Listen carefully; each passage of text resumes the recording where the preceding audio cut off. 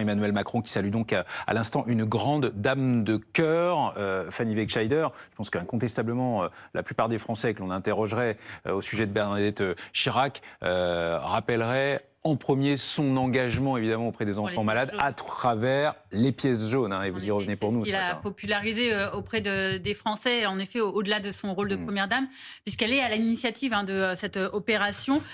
Pendant 25 ans, entre 1994 et 2019, elle a présidé la Fondation des hôpitaux de Paris, Hôpitaux de France, qui organise justement chaque année cette opération, parce qu'elle avait aussi une cause personnelle qui l'engageait dans cette voie. Sa fille, Laurence, a souffert toute sa vie d'anorexie mentale. Elle a tenté de se suicider dans les années 90. Elle est morte des suites notamment de ce long combat en 2016.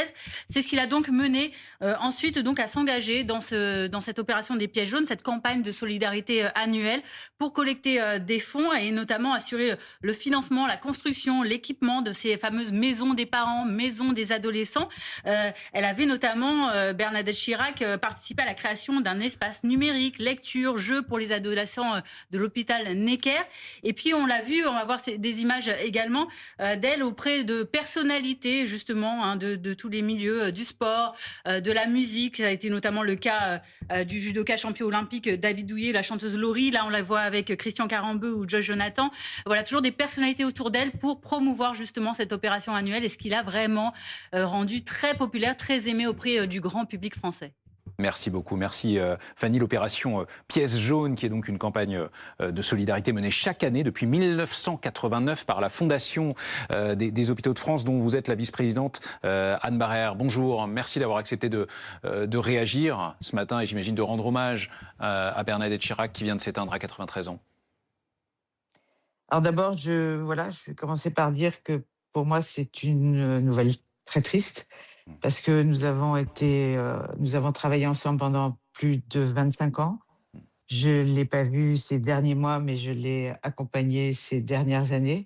Voilà, c'est quelqu'un qui a compté dans ma vie, plus que ça. Moi, je dis que c'est même la rencontre de ma vie. Je l'ai rencontrée en 94, vous faisiez allusion aux pièces jaunes. Je l'ai rencontrée quand le professeur Gréchelli, qui est lui-même disparu il y a quelques semaines, qui avait créé la Fondation en 89, et nous avions ensemble créé l'opération Pièces jaunes. Et il était allé chercher Madame Chirac en 94, voilà, pour donner une plus grande dimension à la Fondation des hôpitaux.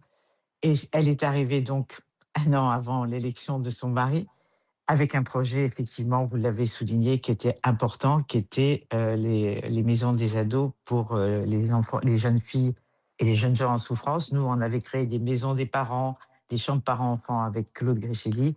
Et elle, son combat, c'était les jeunes. Et donc, elle a repris tous ces combats en tant que présidente de la Fondation des hôpitaux à partir de 94. Et je peux vous dire qu'elle n'a pas ménagé sa peine. Rien n'était assez important. C'est avec elle qu'on a créé le train Pièces jaunes. Les Pièces jaunes ont permis à Madame Chirac, d'abord, je pense que c'est ça qui l'a rendue extrêmement populaire.